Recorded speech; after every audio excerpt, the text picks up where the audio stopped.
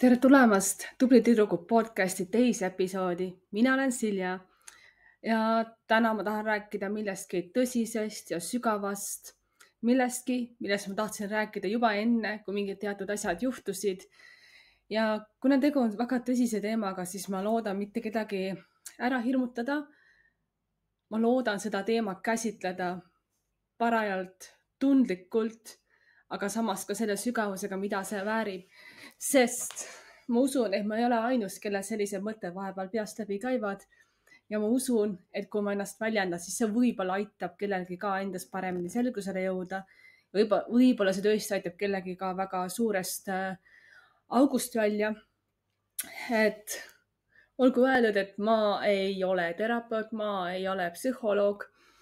Ma olen lihtsalt inimene, kes on ise igasuguseid mõtteid, kogemusi, asju, sündmusi kogenud.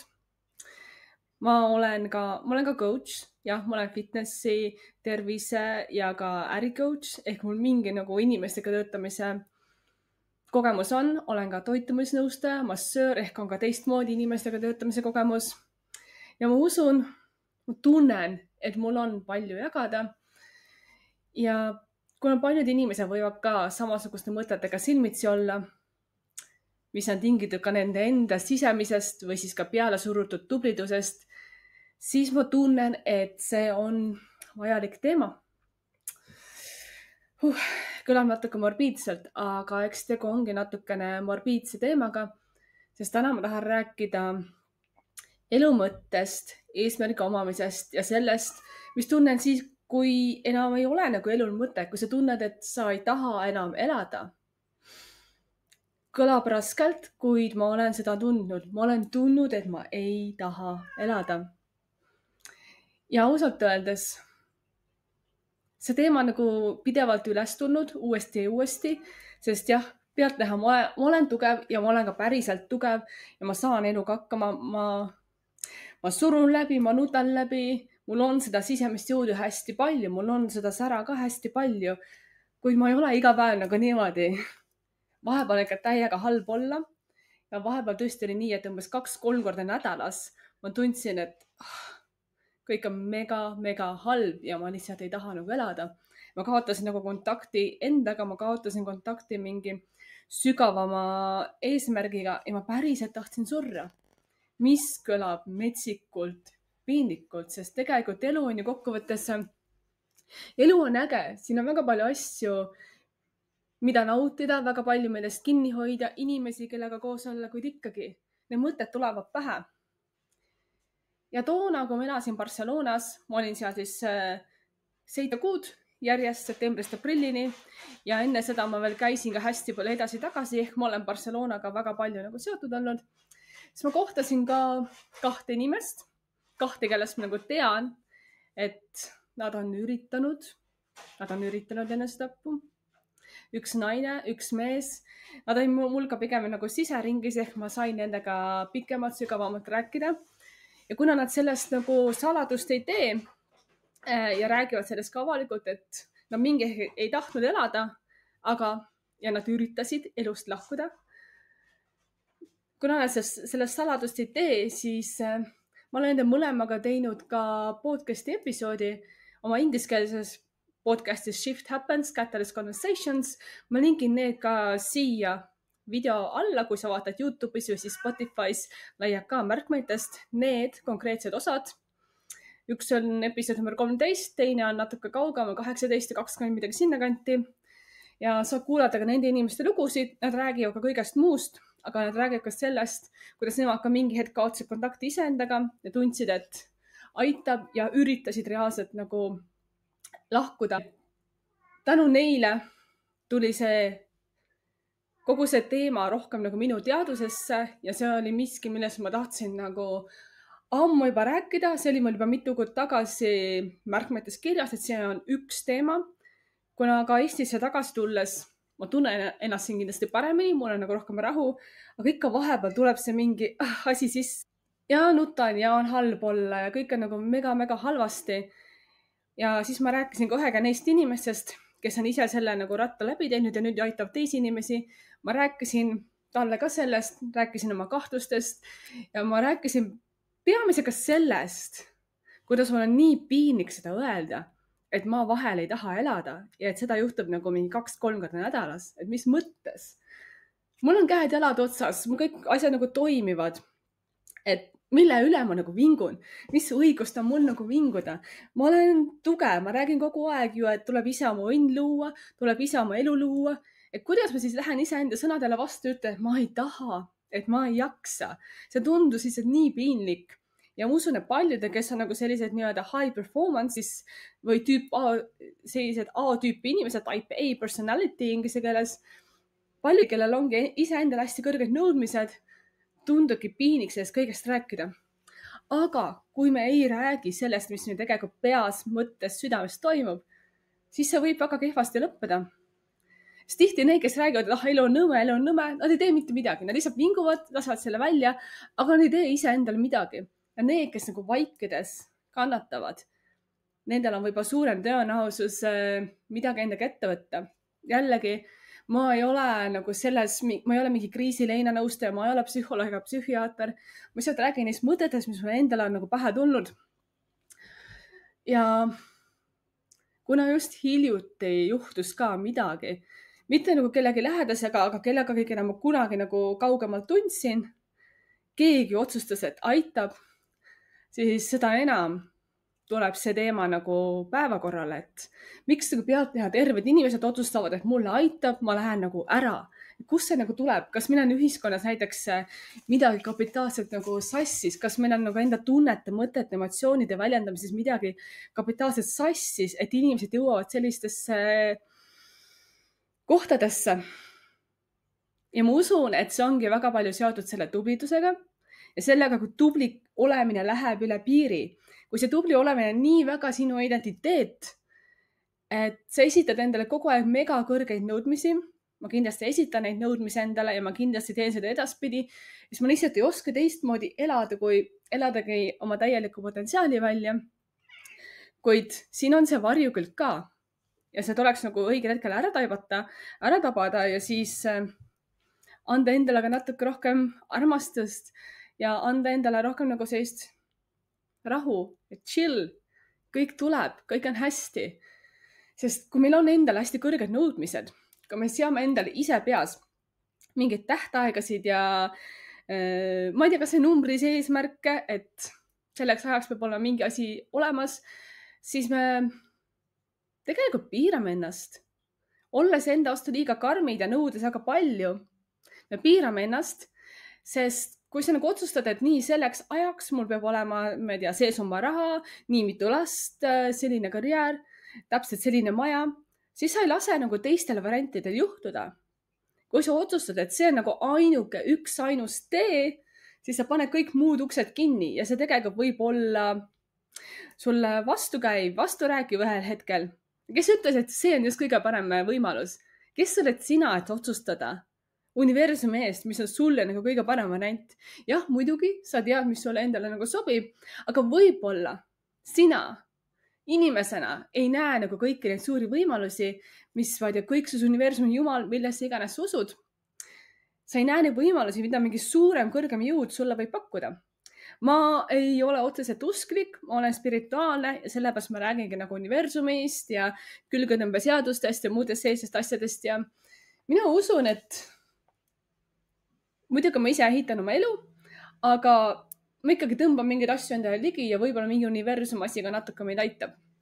Et ma usun, et kogu jõud tuleks anda mingile välisele jõule, kuid ma usun, et seal mingid asjad ikkagi toimivad, et midagi nagu on.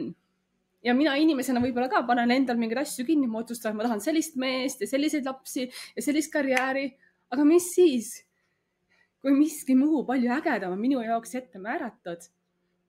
Jah, ma ütlen, et kõik oleks elus nagu ette määratud, see ikkagi on nagu valikuid, aga võib-olla siis, et üks neist valikutest on selline, mida sa ise ei näe ja sa ei saa seda teha.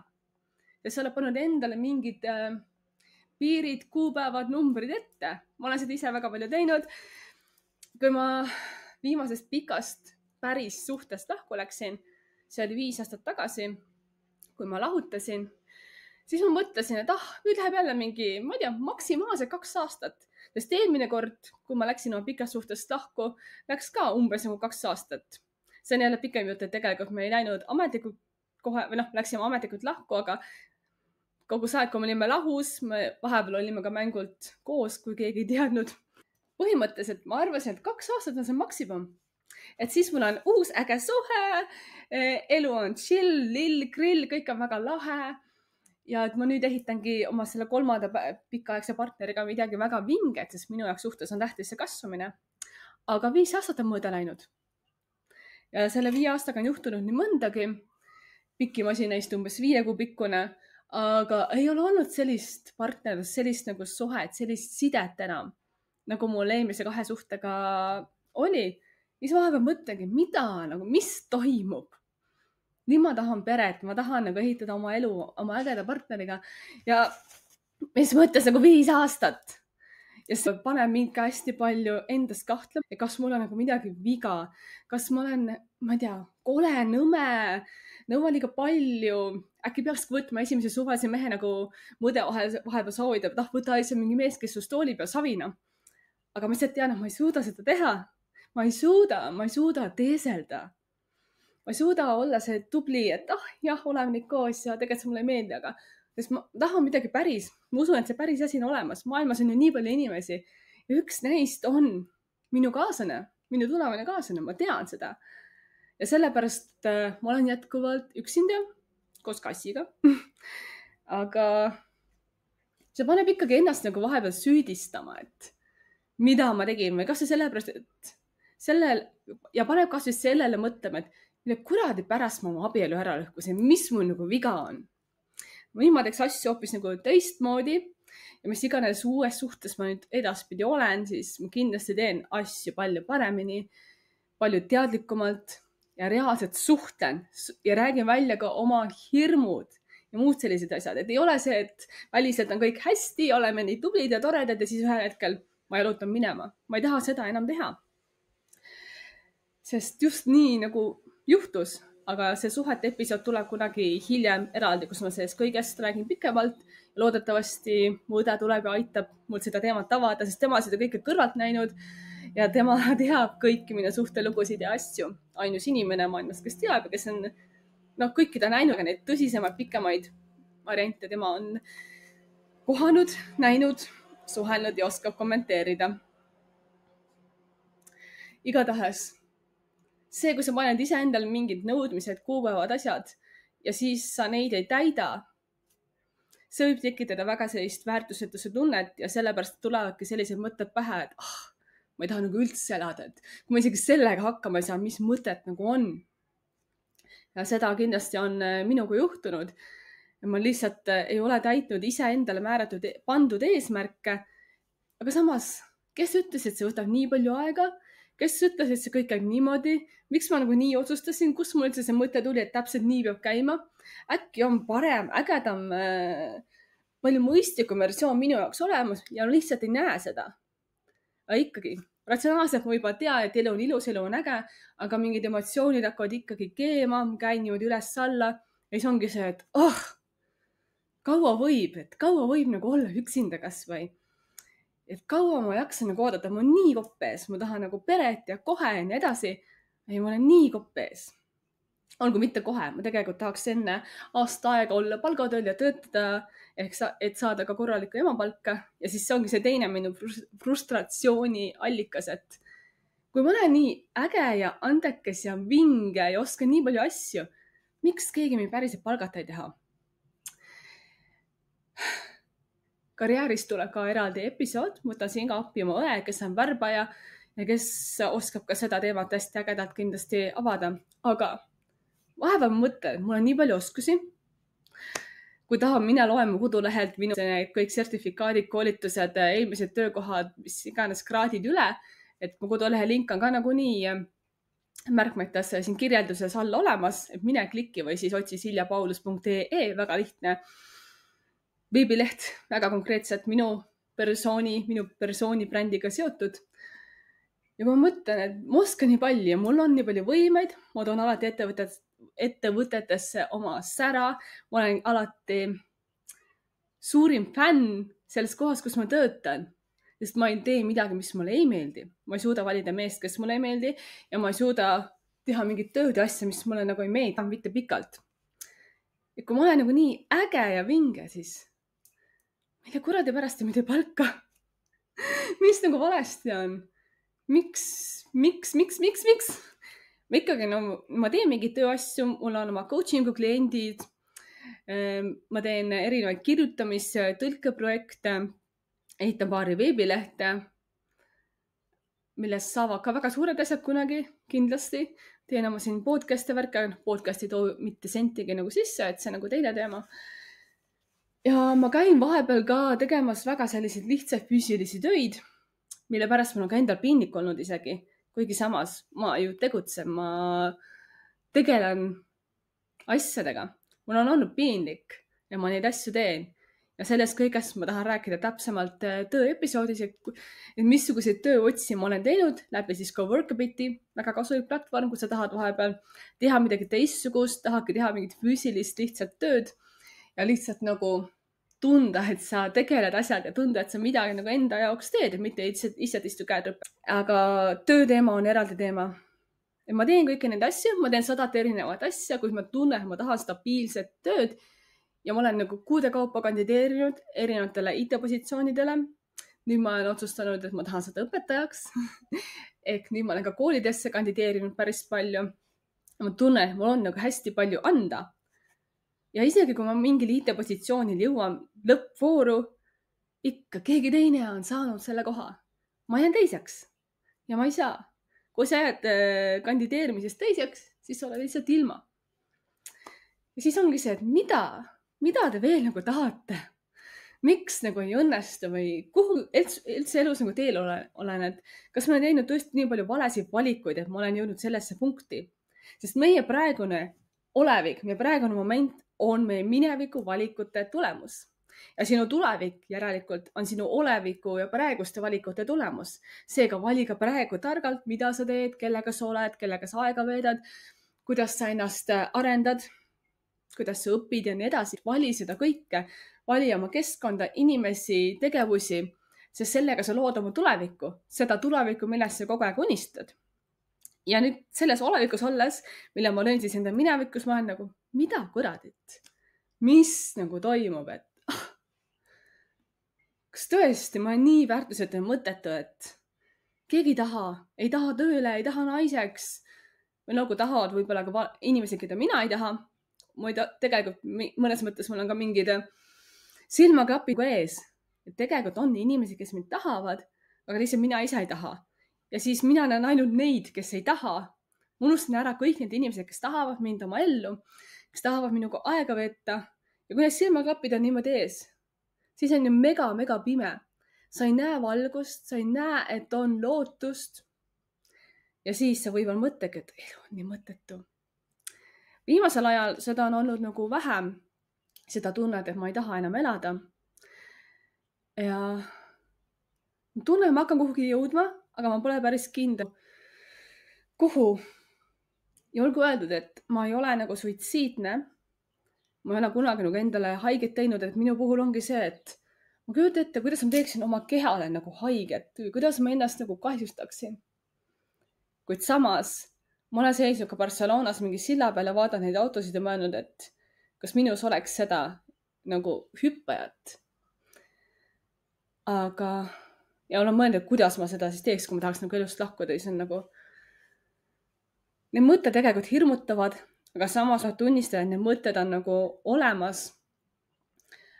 Ma tean võib-olla, kuidas ma seda teeks, aga kas mul on tõesti vaja neid mõtteid? Kas tuleb tunnistada sellised mõtted, et elu on nõme ja elu on väärtusetu? Kas need ongi osa meie kogemusest, ongi osa meie elust? Kas tõesti neil tuleb lasta ka nagu olla?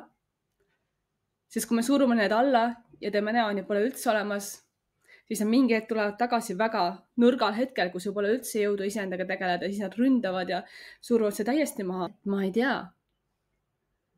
tea. Aga ma olen lubanud need mõtted natuke nagu üles tulla. Ma olen rääkinud paari endale lähedase inimesega sellest kõigest ja olen saanud ka neid reaktsioone, et ma keelan sulle ära sellised mõtted, et ei tohi nii. aga samas olen saanud ka seda toetust, et olgu, ma kuulan sind ära. Et ma usun, et kui kõik selliste mõtetega välja tuleb või kui sul enda on selliseid mõtteid, sul ongi vaja leida keegi inimene, kes suudab hoida sulle seda ruumi. Et võib-olla vajabki terapeuti, sest tema hoiab su ruumi professionaalselt. Võib-olla su lähedased tahavad üldse need mõtted nagu maha teha, et ei, seda pole olemas. Ja sellega tegelikult sa surud need endas maha, ei tegele juurpõhjuste ja sügavama taustaga ja kokkuvõttes võib sulle veel karmimat kätte maksta ja sulle haiget teha. Ja mina usun, et selliste asjadega tuleb nagu tegeleda mingil tasandil, et sa ikkagi vajad kedagi enda ellu, kes suudab seda kuulata, kes suudab seda juttu, teksti, mõtteid vastu võtta ja sind selles nagu toetada. Et sa oleksid nähtud, kuuldud, mõistetud. Et võib-olla on mõni spetsiaalne coach, kes sellele spetsialiseerub, kui coachid rohkem nagu vaatavad tuleviku suunas, olgu, kui sa elad edasi, siis sul on ka nagu tulevik. Coachid on rohkem sellised, et mida head me saame sellest ehitada. Võib-olla coach aitab sulle üles leida oma eesmärgi. Aga võib-olla sul on vaja nagu terapeuti, kes aitab mingite traumade asjadega tegeleda ja sellest nagu ennast välja rääkida. Sest sinu mõtted loovad sinu reaalsust ja tema võib aidata sul neid mõtteid muuta. Ja ma usun, et coach saab siinkohal aidata sul nagu oma eesmärgi, oma elu eesmärgi ja sügavama sellise asja nagu tagasi saada. See need 2 inimest Barcelonas, keda ma tundsin, Bram ja Silja. Ma panen nende lingid ingliskeelsest podcastist ka siia. Nad mõlemad räägivad palju sellest, et nagu purpose, elu eesmärk. Mis on sinu nagu see suurem, kõrgem nagu eesmärk, mida sa tulid siia nagu tegema? Kui sa sellega on kontakt olemas, siis sa tegelikult tahad elada. Sul on põhjus hommikul ärgata. Sul on mingi suurem asi, sinust endast suurem. Sa näed nagu suuremat pilti, sa tegeled terve maailmaga, mitte mingit enda pisiprobleemidega. See minu teada oli Mindvalley's, kas see oli isegi Vision ise, kes seda ütles, võib-olla ta tsiteeris Michael Beckwith'i või mõnda muud Mindvalley õpetajat, aga mul on väga meelde ainult see, kuidas ta ütles kunagi, et kui sul on mingi väikse probleemid ala, ta ei kirjuta mulle, ta ei saada mulle sõnumeid, et oh my god, draama, siis tegelikult sul on vaja suuremaid probleeme. Kui sul on iseendaga probleemid, siis sul võib-olla on vaja suuremaid probleeme, nagu maailma mastaabis. Sul on vaja mingit missiooni, et tahadki maailmasse rahu tuua, tahad, et maailm oleks ilusam paik, ma ei tea, võitleb mingite Aafrika laste nimel, Eesti kasside nimel, oma pere nimel. Sa tahad nagu maailmasse luua mingit suuremat muutust, sa lahendad suuremat probleemi kui see, mis on sinu enda sees. Sa lahendad probleemi, millele on nagu laiem mõju ja mis on seotud teiste inimestega ja siis sa unustad ära mingid omad need tilulilud. Sa unustad ära, et issand, täna on nii halb päev, ma ei taha elada. Sest sa lihtsalt oled seotud suurema eesmärgiga. Bram, keda ma mainisin ka ja kes reaalselt proovis ise elust lahkuda, aga ei saanud sellega hakkama. Ta on nüüd nagu täiesti transformeerunud, täiesti teises kohas ja nüüd ta aitab teisi inimesi, just neid high performance, hästi nõudlikke inimesi, kes endale esitavad nõudmisi ja kes tahavad olla nagu tublid. Ja ma olin ka tema töötubades Barcelonas olles ja tal on selline 4 patareisüsteem. Jah, 4. Et kui puldis on 4 patareid, siis pult töötab. Oletame, et on siin 4 patareiga pult, et võib-olla on ka teisi pilte, aga oletame, et on see 4 patareiga pult. Kui sa kas ühe neist patareidest eemaldad, siis see pult ei tööta. Ehk siis selleks, et pult töötaks, peab olema kõik 4 patareid sees ja laetud. Ja sinu enda sees on tema sõnul 4 patareid. Et selle kohta on ka erinevaid teisi teooriaid ja ta sõnastas selle niimoodi. Ja seal oligi see spirituaalne, emotsionaalne, füüsiline tervis ja vaimne tervis. Ja kui mina alati millegipärast olen alustanud füüsilisest tervisest ehk nagu baasvajadused nagu uni ja toitumine, liikumine, need paika ja siis vaatame nagu edasi. Ja minu lähenemine tegelikult nagu vastab ka Maslow püramiidile, sest baaspaika oli mul kunagi selline programm ka sõbranna Anitaga. Baaspaika süsteem on see, et kõigepealt sa paned baasipaika. Kõige alumine aste ongi uni, liikumine, toit ja ka seks oli sellel vist. Teine on nagu turvatunne, just tuleb nagu kuuluvustunne. Ja üleüldse kõige viimane, see pisikene on selline self-actualization ehk midagi suurem nagu saavutamine ja enesevõimete realiseerimine. Et Maslow püramiidi järgi sa ei saa enne minna kõrgematele korrustele, sa ei saa ennast nagu aktualiseerida, oma potentsiaali välja elada, kui see mingi unitoitumine täiesti pekkis on, sest sul ei ole nagu energiat kõige muuga tegelemiseks. Ja mina nagu alustasin füüsilisest tasandist, ehk siis kõik uned värgid korda ja siis vaatame nagu edasi. Ja see oleks nagu energiat tegeleda ka suurte missioonidega nagu maailma päästmine, aga Bram, kes on käinud läbi teise teekonna, kes on käinud selle elust lahkumise teekonna läbi ja tulnud tagasi, tema alustas oma õpetustes spirituaalsest. Tema väitel kõik algas spirituaalsest ehk sellest kõrgema eesmärgiga kontaktis olemisest.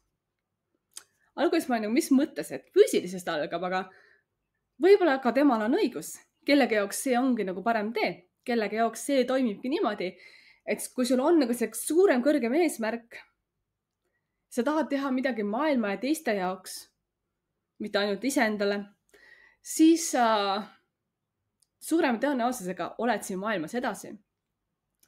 Sa elad võib-olla kellegi teise jaoks natukene, muidugi enda jaoks ka, aga kui sul on nagu selline suurem mõju, ka mina tunnen, et ma tahan, et mul oleks maailmas mõju, ma lihtsalt vahepeal kaotan sellega kontakti, aga kui sul on see mõju, siis sa tahad elada. Sa ärkad üles, et nii, kirjutame oma raamatud edasi, teeme podcasti, coach ime, mis iganes, või see võib olla ka oma pere kasvatamine vabalt.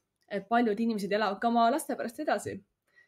Ja neil hetkedel, kui ma olen tundnud, et ma ei taha enam, mul on nagu nii kopp ees, mis mind on peatunud, on ka see, et aga mis minust saab? Mu kass, kes on minuga olnud peaaegu 16 aastat. Mul hakkab nagu temast kahju. See väike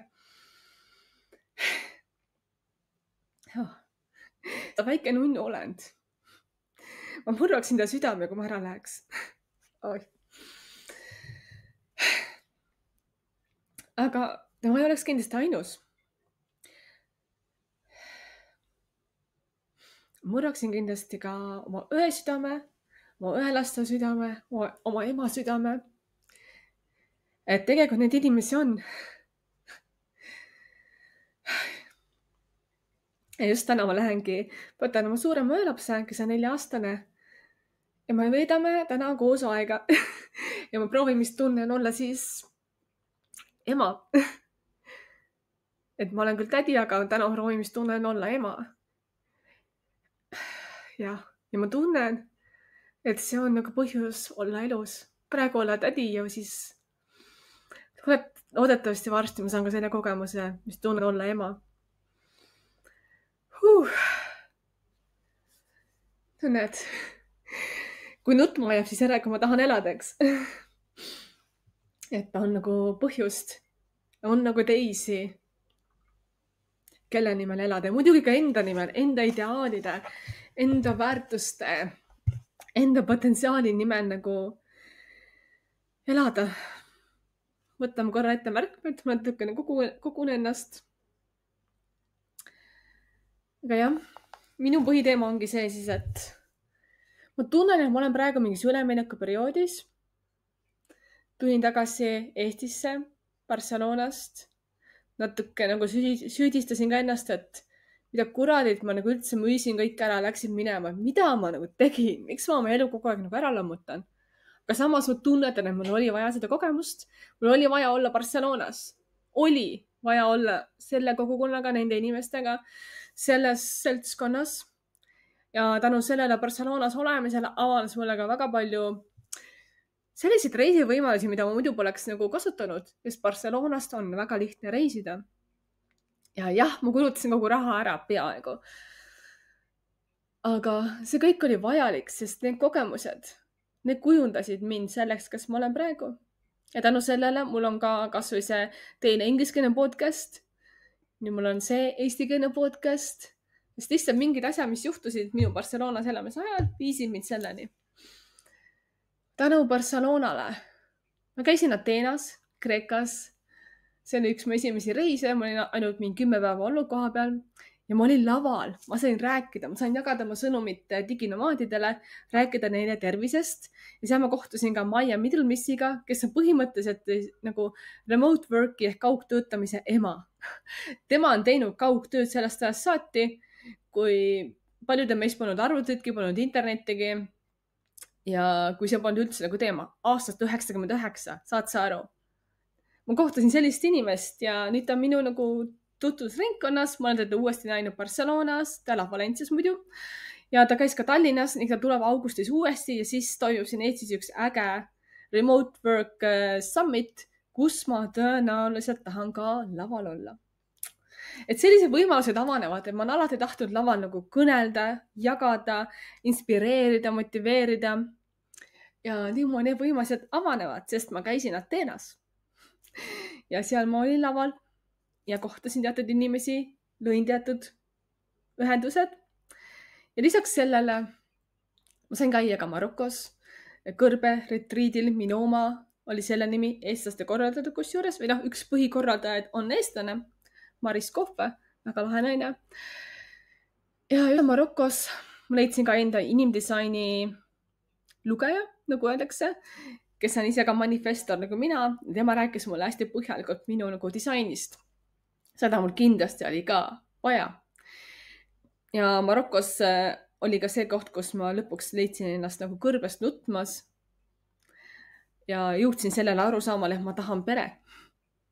Sest oli isadepäev, mulle tuli meelde mu surnud isa, Eestis oli isadepäev, ehk siis novembri 2. pühapäev. Ja miski minus nagu purunes, ma nutsin 45 minutit kuskil laste liivakasti ääre peal Maroko kõrbes. Kõlab veideteks. Rääkisin oma surnud isaga ja siis minu juurde tuli üks koer. Ja ma usun, et võib-olla see oli isa kehastus, kuigi ta oli rohkem kassi inimene. Aga tol hetkel oli võtta sealt nagu koer. Ta saatis selle koera minu juurde, mulle otsa vaatama. Ja läbi selle nutu ja tatti ma sain aru, et ma tahan peret. Et ma olen lõpuks ometi valmis. Ja ma nägin ka sellist inimeste tuge. Sest kui ma olin 45 minutit nutnud umbes, siis mu parim sõber Piotr leidis mul lõpuks üles. Ja lihtsalt oli minu jaoks olemas, tõi mu taskurätikuid ja toetas mind. Ja see oli ka nagu väga ilus hetk, et aga mõnes mõttes on, ta jääb natuke mu isa moodi välja, nii et jälle mingid seosed, et tema toetas mind selles protsessis, aitas mul see kõik nagu lahti rääkida, lahti nuputada. Ja tõesti, ilusad hetked, mul oli seda vaja. Ja tänu sellele, et ma olin Barcelonas, ma sain käia Montenegros, elada 5 päeva luksushotellis, kuna ma kohtusin Barcelonas nagu hotelli omaniku, kes kutsus mind sinna külalisena. Ja tõenäoliselt saab seal hotellis teha mingil hetkel ägedaid retriite ja mul on kontakt olemas. Saan ise nagu enda menüü anda ette, mida me nagu sööme kõik ja see on nagu väga ilus koht, kuhu minna. Et hoia silmakõrvad lahti, et tahan seal kindlasti teha midagi, äkki oktoobris, novembris niimoodi.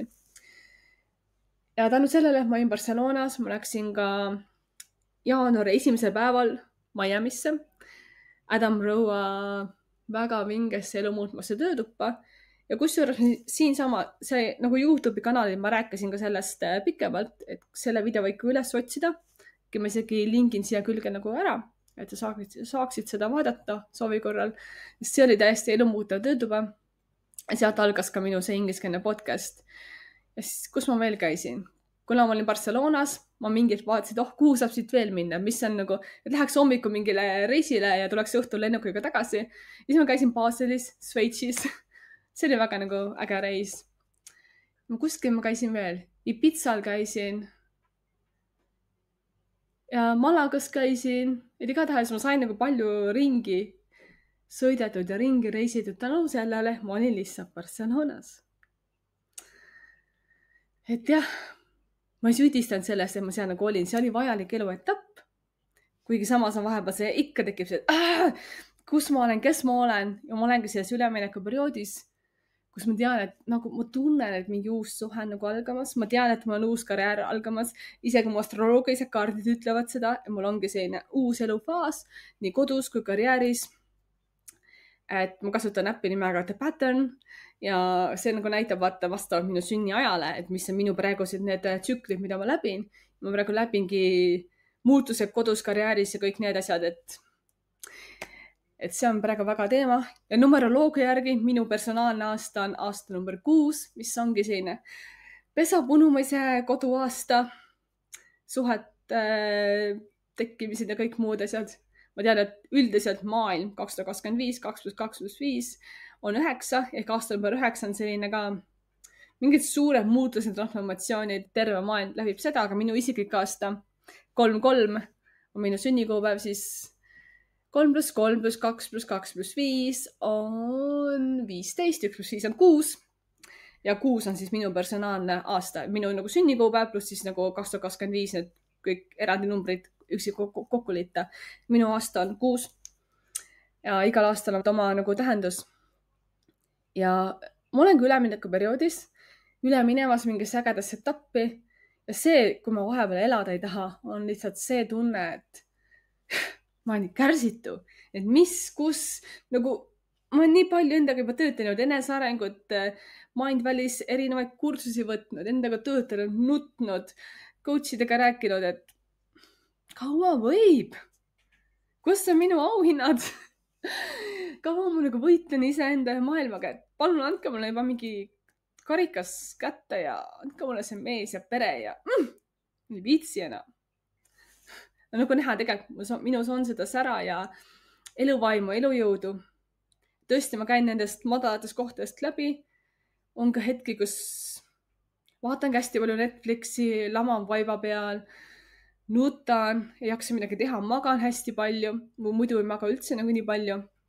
Ma olen pigem selline varajane ärkaja ja mulle meeldib tegutseda, aga mul tuleb neid hetki ette, kus kõik on nagu nii pekkis. Ja ma tulen sealt ikkagi välja. Et ikkagi on nagu mõtet nagu elada. Ja ma proovin ka iseennast vähem hukka mõista. Ma ei pea nii kohutavalt tubli olema. Ma nagu nii olen juba tubli, et mis asja ma nagu veel tõmblen. Tegelikult kõik on hästi. Ja kui sina vahepeal mõtled, et kõik on nii halvasti, mulle ei meeldi oma elu, siis mida sa teha saad? Mida sa kohe praegu teha saad, et tõestada iseendale vastupidist? Mis on see üks väike samm, et näidata endale, et elu on äge? Kes on need inimesed, kelle nimel sa tahad elada? Keda sa tahad veel oma elus kohata? Kellega sa tahad aega veeta? Mida sa tahad teha? Mida sa tahad kogeda? Mõtle sellele, kindlasti on midagi. Elu ei ole ju nii pekkis. Et ma tunnen, ma olen juba paremas kohas. Ma olen siit välja tulemas. Ja ma tean, et mu ingliskeelse kanalil tuleb varsti ka uus episood Bramiga, kes läbis Camino matkateel, ma ei tea, 400 kilomeetrit jala ja siis tegi otsa Ironmani, mille ta ise endale korraldas. Ja ma saan temaga rääkida neist teemadest, kuna tema on sellise teekonna läbi teinud. Tema tegi ise endale haiget, niimoodi nagu mina ei suuda endale teha. Ja ma tunnen, et tema mõistab mind sellel sügaval tasandil. Ja talle ma julgen neid asju nagu väljendada. Ja kui ma teen temaga järgmisel nädalal ingliskeelse podcasti salvestuse, siis ma kindlasti räägin ka oma teemadest ja see aitab veel neid asju lahti harutada. Et tasub omada enda elus inimesi, kellega saab rääkida süütundeta ja ennast hukka mõistmata. Et jah, sa oled tubli, kuid sa pea alati nagu näima nii kuradi tubli. Ka kõige tugevamatel on neid nõrku hetki ja just need nõrgad hetked ja neist läbi tulemine teeb meid veel tugevamaks. Aitab meil veel paremini elada. Elada täiel rinnal, elada suure tähega. Ma loodan, et see kõik ei olnud liialt morbiidne. Ja tõesti, kui see teema kõnetas või kui sa tead kedagi, kelle vahepeal on väga-väga halvasti, palun jaga seda osa, et võib-olla keegi teine leiab siit ka uue lootuse. Ja ma ütlen, et uus lootus peamiselt seisneb selles, et sa oled ühenduses oma suurema eesmärgiga. Sul on mingi suurem, kõrgem missioon. Ehk siis hakkagi mõtlema, mis on sinu missioon elus? kui sa oleksid superkangelane, mis oleks sinu missioon? Kuidas sa teed maailma nagu paremaks paigaks? Ja see ei pea mõjutama miljoneid. See võib olla ka enda pere siseselt. Sa võid olla enda peres see päikesekiir, see lootus, see inimene, kes nagu viib läbi kas või mingid suured muudatused oma peresüsteemis. Äkki just sina oledki see, nagu öeldakse, turning stone, kes muudab kogu suguvõsa kurssi. Äkki sina viidki nad kõik paremale teele, kus nad tunnevad ennast ilusamana ja väärtustavad elu palju rohkem. Äkki sina oledki see, miks ka mitte? Et ilma klišeedeta. Elu on ilus, kui sa otsustad selles ilu näha. Ja mina praegu otsustan seda ilu näha. Ja ma loodan, et sina ka. Nii et jaga, jälgi. Ja järgmine kord ma olen loodetavasti tagasi juba esimese külalisega. Ja me räägime toitumisest vahelduseks. Ja natuke sellisest teistmoodi äärmuslikumast toitumisest. Nii et nägudeni, kuulmiseni, ole hoitud ja armasta iseennast esmajoones.